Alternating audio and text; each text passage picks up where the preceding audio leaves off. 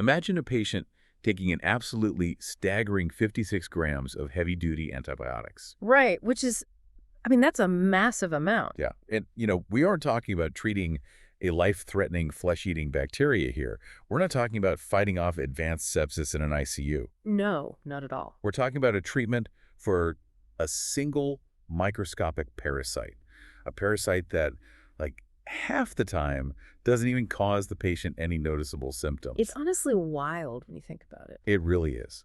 So today on this deep dive, we're looking at Trichomonas vaginalis, or TV for short. It's a highly common, sexually transmitted protozoan parasite, and the clinical tightrope of treating it is frankly mind-blowing. It's a fascinating challenge for clinicians, for sure. Right. And we're going to look at what happens when the standard high-dose antibiotic playbook gets thrown right out the window, especially when the medication fails, or it causes severe localized mucosal irritation, or even triggers dangerous allergic reactions. Yeah, the stack of sources we're examining today includes some really comprehensive clinical guidelines. We've got stuff from the World Health Organization, the CDC, the British Association for Sexual Health and HIV. And those case studies, right? Oh, yeah. Some really revealing case studies on recalcitrant infections from the Leeds Teaching Hospital's NHS Trust. And the value in these guidelines isn't just in knowing, like, what drug to prescribe.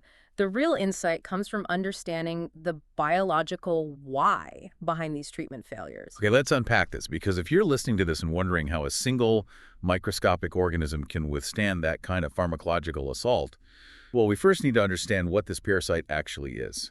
And, why leaving it untreated is so incredibly dangerous. Right. So Trichomonas vaginalis is a unicellular motile protozoan parasite. Motile, meaning it moves around. Exactly. When a clinician takes a swab of vaginal fluid and looks at it on a saline microscope wet mount, they aren't looking for static bacteria. They're looking for an oval-shaped organism that's actively propelling itself around the slide. But, and the sources point out a pretty glaring flaw with that wet mount test, right? Yeah. The sensitivity is shockingly low. It's only about 55 to 60%. Yeah, it's not great.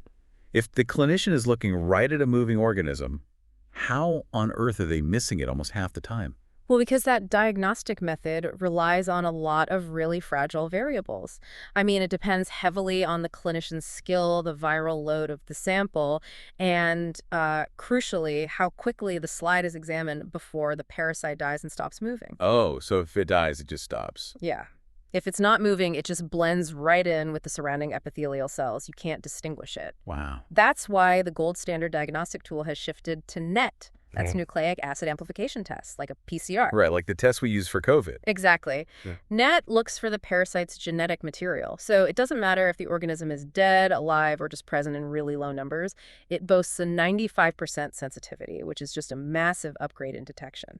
Okay, so once a patient actually gets an accurate diagnosis, Right. what is the clinical presentation? What are they experiencing? In females, the infection typically drives up the vaginal pH. And this causes vulvar itching, dysuria, which is pain during urination. Right. But the hallmark sign is a highly inflammatory, malodorous, green-yellow discharge that actually appears frothy or bubbly. I have to stop you there, because while that sounds deeply uncomfortable, the sources mention a terrifying counter statistic. The asymptomatic rate? Yes, up to 70% of infected individuals are completely asymptomatic. And the vast majority of men who contract this show absolutely zero symptoms. Yeah, that is the silent spread we really worry about in public health. Men are largely asymptomatic, which means they act as a silent reservoir in the population. They're unknowingly passing the parasite back and forth to their partners. If we think about how this operates, it reminds me of a stealthy home invader. Oh, that's a good way to look at it. Right.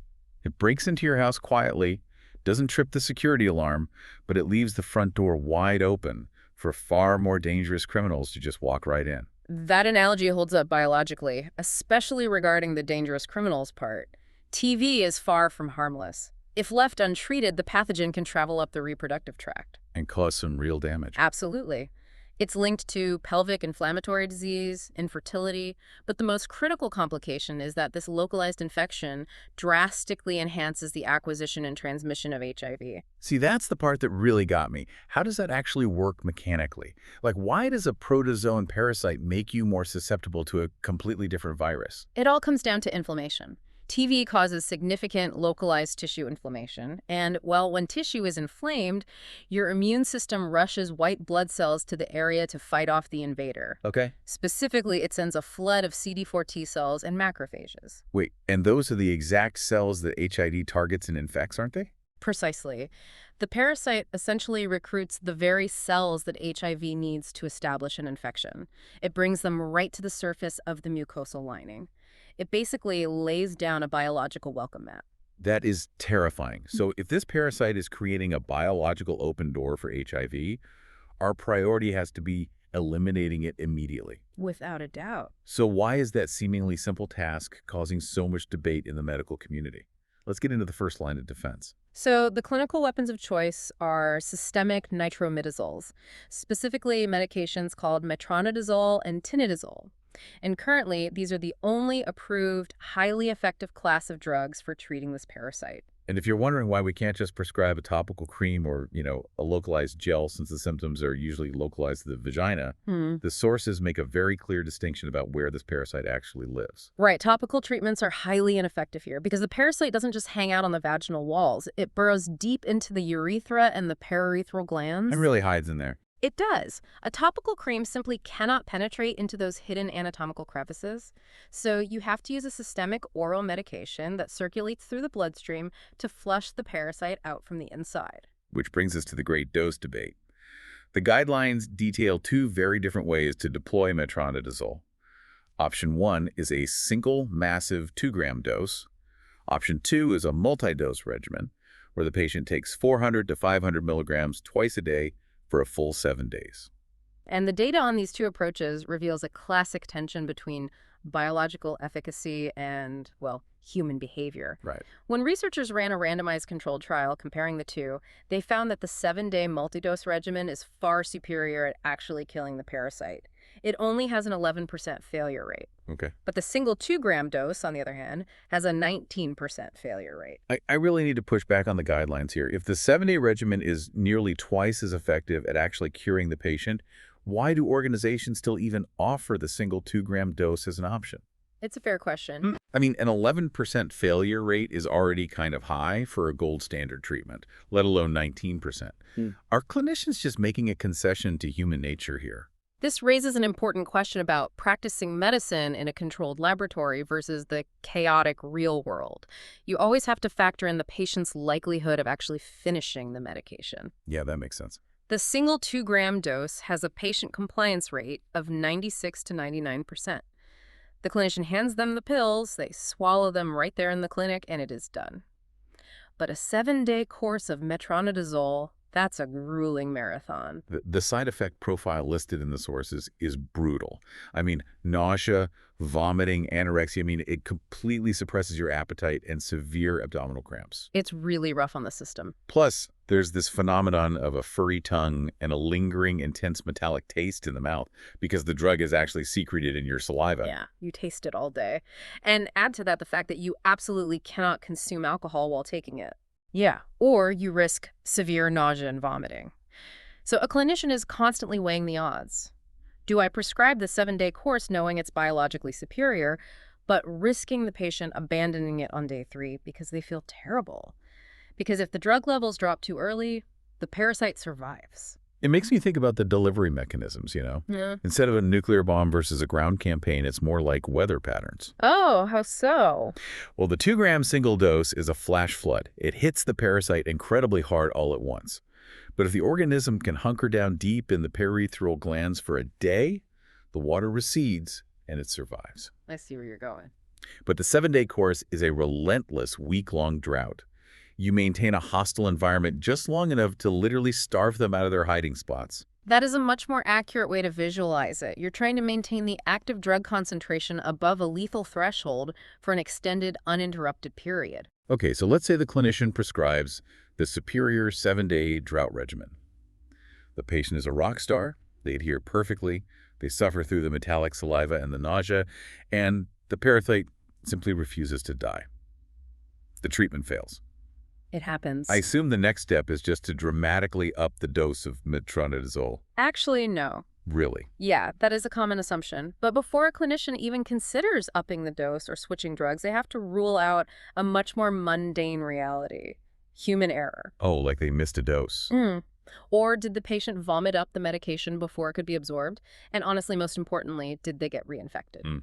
The silent reservoir strikes again. Exactly. If their sexual partner wasn't treated simultaneously, the patient isn't experiencing a treatment failure. They're just catching the exact same parasite all over again the very next week. But if the clinician confirms that the partner was treated and the patient took every pill perfectly, what is the next move?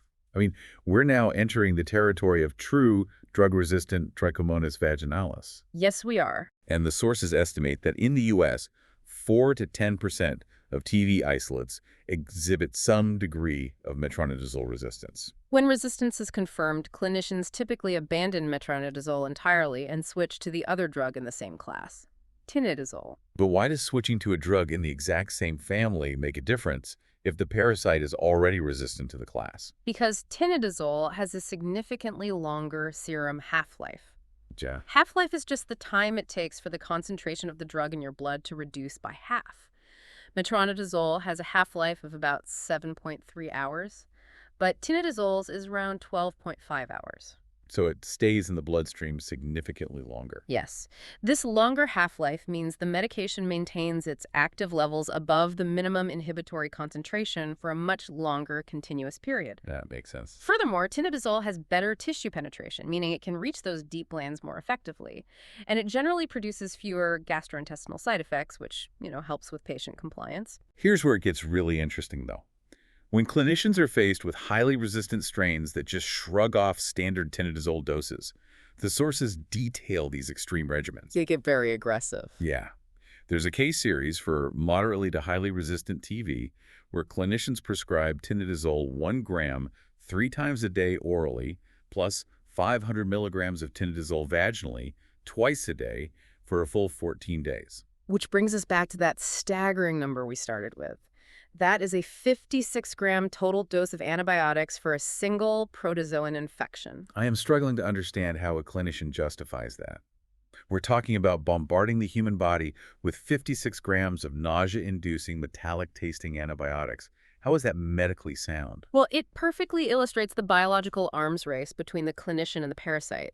You have to understand the difference between in vitro resistance, meaning how the parasite behaves in a petri dish in a lab, and clinical resistance inside a human body. So what we see in the lab doesn't always translate to the patient? Correct.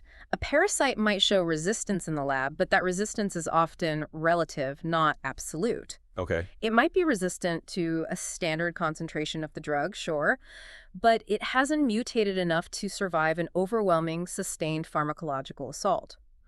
Sometimes clinicians simply have to rely on overwhelming force to break through that relative resistance. And according to the data, it actually works. That 56-gram regimen resulted in an 82% cure rate for those highly resistant cases. It's highly effective when necessary. But let's look at the absolute worst-case scenario.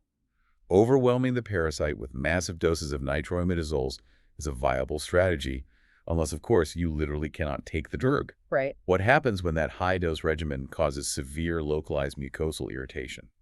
Or worse, full-blown allergic reactions? This is perhaps the most dangerous dead end a clinician can face with this infection. Hypersensitivity to metronidazole or tinidazole is not just a mild inconvenience. Yeah. It can manifest as urticaria, which are widespread hives, facial edema, skin rashes, and even sudden life-threatening anaphylaxis. And for some, the mucosal irritation from the drug itself is so severe, it mimics a chemical burn. We established earlier that there are no other approved drug classes for TB. It's like trying to put out a house fire when you're deathly allergic to water.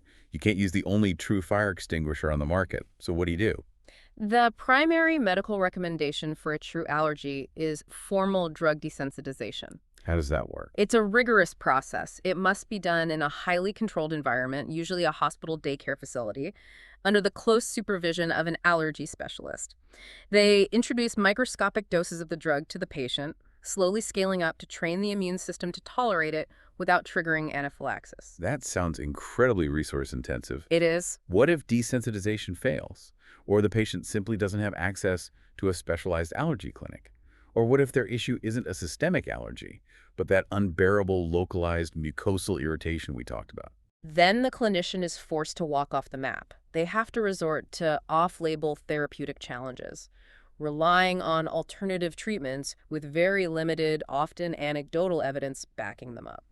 The sources mention a few of these last resort options. There is intravaginal paramomycin cream, but that only has a 56 to 58% cure rate. Yeah, barely better than a coin toss. You wouldn't want to bet your health on that. There are boric acid pessaries, and there's a newer drug called secnidazole, but that's still in the same nitroimidazole family. So cross-reactivity with allergies is a massive risk. What's fascinating here is how clinicians must creatively adapt existing tools when the standard pharmacological doors are completely slammed shut in their faces. I really want to highlight the case study provided from the Leeds Teaching Hospital's NHS Trust. Yes, this case study blew my mind. It's incredible. They had a patient with recalcitrant, highly resistant TB. Systemic antibiotics failed and caused severe issues. So the clinicians pivoted to a drug called diquilinium chloride. And this is a drug licensed in Europe for bacterial vaginosis, not trichomonas, and the regimen. They had the patient insert a 10 milligram vaginal tablet every single day for an astonishing 22 weeks. Almost half a year of daily treatment to clear a single infection. Going back to our analogy, they couldn't use the fire extinguisher, so they were forced to put out the house fire using a 22-week drip from a garden hose. Exactly. But the incredible part is that it worked. It bypassed the systemic mucosal irritation completely because it was a different compound. And it was cheap. It cost only about 180 British pounds for the entire course, compared to thousands of pounds for some of the other high-dose intravenous antibiotic combinations they had attempted previously. It is a brilliant example of clinical perseverance. When the standard algorithms fail, medicine ceases to be a flowchart. It becomes an art of safely repurposing whatever blunt tools you have left in the shed. We've established how complex it can be to clear this parasite in a standard patient. Wow. But I want to pivot to two specific populations mentioned in our sources, where getting this treatment right isn't just about avoiding discomfort or side effects. It is quite literally a matter of life and death. Absolutely. Let's look at how TB impacts pregnancy and how it interacts with HIV. These are arguably the highest stakes scenarios in the guidelines. In pregnancy, an untreated Trichomonas vaginalis infection is highly dangerous. It is directly linked to preterm birth, postpartum maternal sepsis, and the premature rupture of membranes. How does the parasite actually cause the membranes to rupture prematurely? Is it just that the physical presence of the organism? It's a combination of the parasite's biology and the body's immune response.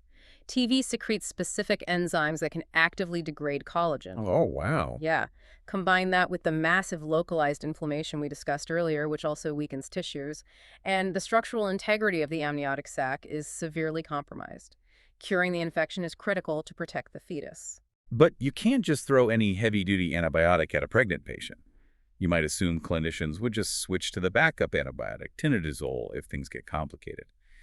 But the guidelines explicitly forbid that. Exactly. The data clearly shows that metronidazole is safe to use in all trimesters of pregnancy. Extensive meta-analyses have demonstrated no teratogenic effects, meaning it does not cause birth defects. However, tinidazole is classified as FDA Category C. What does Category C actually mean in clinical practice? It means that animal reproduction studies have shown an adverse effect on the fetus, and there are no adequate and well-controlled studies in humans to prove otherwise. Because of this known risk in animals, tinidazole is strictly contraindicated, especially in the first trimester. A clinician simply cannot use it. So if a pregnant patient has a metronidazole-resistant strain, the clinical tightrope basically disappears. You're stuck trying to cure a dangerous infection without access to your primary backup weapon. That's right. It's incredibly stressful. And the stakes are equally dire for individuals living with HIV. The CDC data reveals a massive overlap here. Up to 53% of women with HIV are co-infected with TB. 53%. That means more than half of women managing HIV are also harboring this parasite. And it is a deadly synergy. We talked about how TB recruits CD4 cells to the area. Right. Well, for a patient already living with HIV, this localized inflammation actively increases the genital tract HIV viral load, and it drastically increases viral shedding. Meaning their own HIV infection is harder to control, and they are significantly more likely to transmit HIV to a partner. Exactly. But the sources note that the treatment protocol has to change for this population too. You cannot use that single 2-gram dose of metronidazole. Correct. For women living with HIV, a randomized clinical trial proved that the single 2-gram dose is highly ineffective. Why is that? Because HIV alters the vaginal ecology, it impairs the patient's baseline immune function. So, when you use the flash flood single dose, it stuns the parasites, sure, but the patient's immune system isn't robust enough to come in and finish the job before the drug washes out. Oh, I see. They absolutely must be prescribed the relentless 7-day multi-dose regimen of 500 milligrams twice daily to achieve a cure. So what does this all mean? We started out talking about TB as this often asymptomatic, almost invisible nuisance of an infection. But looking at pregnancy and HIV, If we connect this to the bigger picture, it fundamentally changes how we should view this parasite in the medical community. For these vulnerable populations, clearing a TB infection is not just about symptom relief or curing a simple STI. It is a vital, proactive shield against cascading systemic health crises. it demands an incredible amount of vigilance from clinicians. You cannot dismiss TB as a minor issue just because it's common. Definitely not. Okay, let's pull all of this together for you. We've covered a tremendous amount of ground today. Trichomonas vaginalis is a stealthy, highly adaptive parasite. It causes inflammatory, tissue-damaging infections, but hides silently in up to 70% of people. Acting as a massive, symptomless reservoir, particularly in men. And to cure it, clinicians rely almost entirely on systemic nitrometazoles to hunt the parasite down in the hidden, deep glands of the reproductive tract.